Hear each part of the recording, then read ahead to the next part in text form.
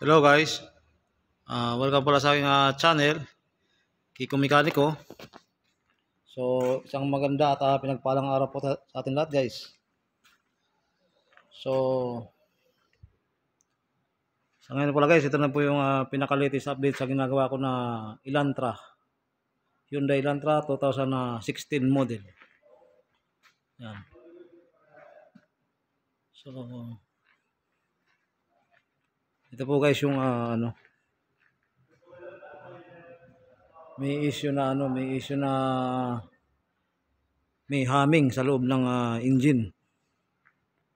So, yung tunog ng humming niya guys, parang yung nagmamalfunction na steering pump. Parang medyo may umuhuni. Yan. So, yun nga po guys. Kung makikita niyo po sa naunang na video, tanggal po yung fan belt.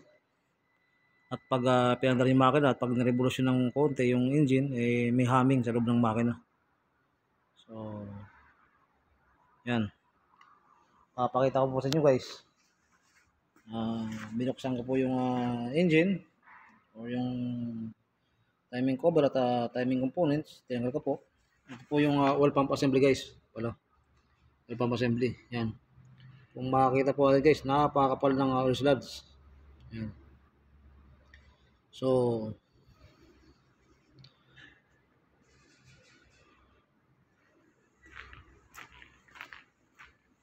papakita ko lang po sa inyo guys kung gaano kadumi yung loob ng makina.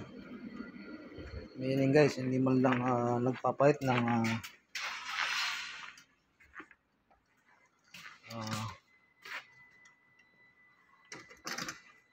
engine oil sa tamang kilometer specs po. Kilometer specs. So,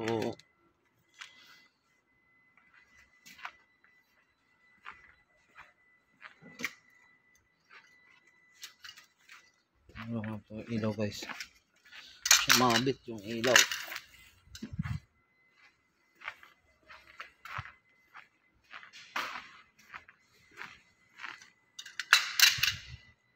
Sasaksak lang buot ng ilaw para ipakita ko sa inyo yung bandang crankcase. Yan. So guys, yan.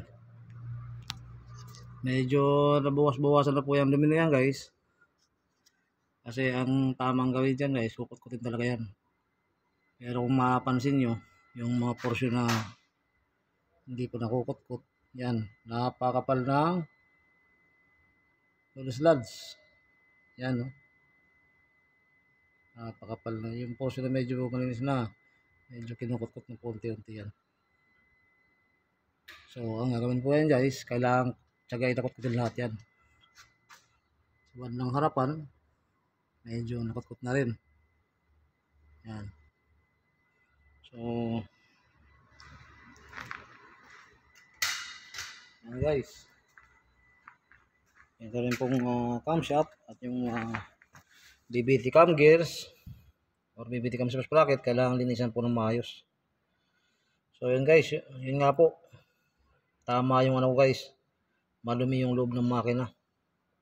So yung oil slugs na yun guys, nagki-create ng clogging yan. Lalo na dito sa sa oil pump strainer yan. Kung makakapakita ko po sa inyo guys, ito, nalinis na itong bandang labas ng oil pump strainer. Pero yung loob, barado. Yan. Barado ng slugs. Sus.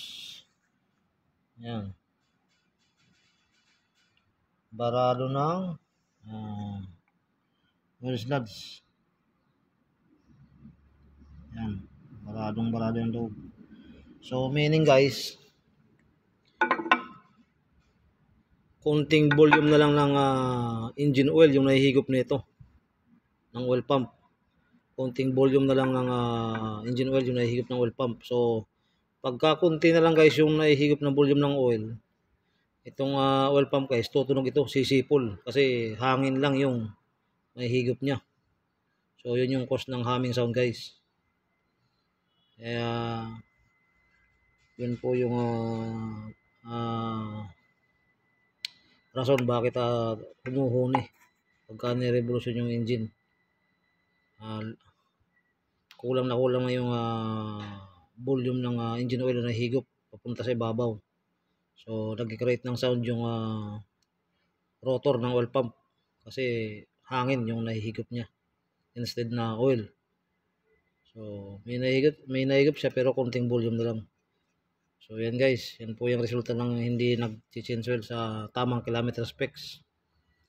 So kung hanggat maaari guys, mas maganda po yung gagamit tayo ng magandang klaseng engine oil. At kailangan guys, every 5,000 kilometer or below 5,000 kilometer, pahit po talagang engine oil. So para di abutin yung or di magkaroon ng makapal na oil sludge sa loob ng makina. Para maging dahilan ng pagbabara ng mga oil sludge or oil galleries o pag-build up ng oil sludge sa loob ng engine. Pag nag-build up po yung oil sludge sa loob ng engine guys, sigurado magbabara yan sa mga oil galleries.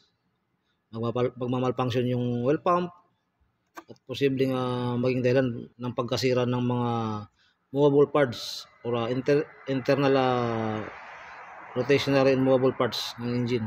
So siyempre po hindi malangisan sa tamang oras na hinihingi ng system dahil may clogging. So sigurado ma-scratch yung mga portion na yun.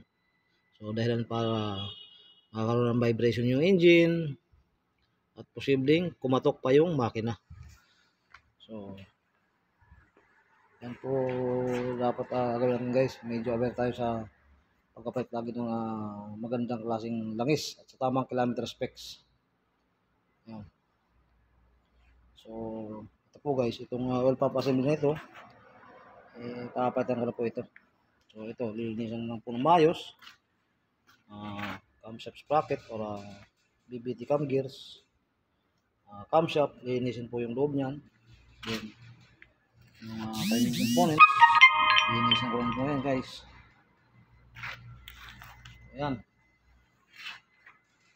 So guys, sa ngayon mag-update na lang po ito sa panibago na video tungkol dito sa ginagawa ko na Hyundai Elantra 2016 model. So yan, pag na-assemble ko na po ito guys ay mag-update na lang po ito sa panibago. So hanggang dito na po ang video. Maraming salamat po. God bless.